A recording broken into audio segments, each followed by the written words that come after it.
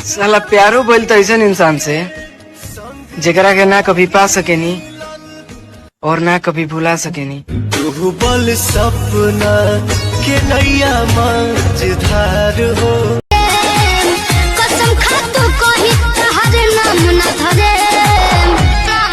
ए जान प्यार कइले बानी ऐसन काम ना करे रानी तोहर नाम बदनाम।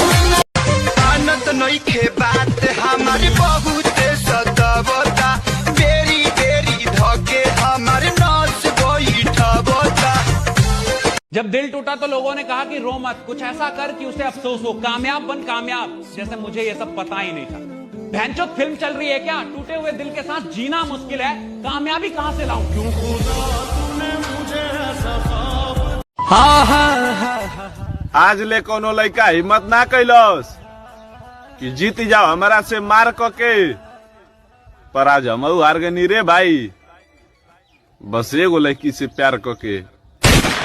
घर से उठाने की बात कर रहा था, जब से पता चला हम कुशीनगर से हैं, अब हमारा फोन ही नहीं उठा रहा है।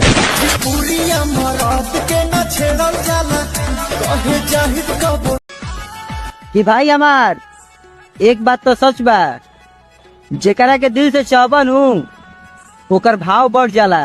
चाहे अब पलट के देखब ना सपनों में जरी हम ही नहीं के कहा थे कि तू हमार सब बात माना, हम तुम्हारे बिना ना रह पाई, अब आगे तू जाना।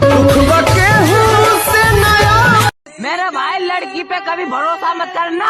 अच्छा मेरे भाई, वो दिल में तुम्हें बसाएंगी और मोबाइल में किसी और का फोन नंबर बेंचोद। क्या खेल इश्क ने खेला है, क्या गम का लगा ये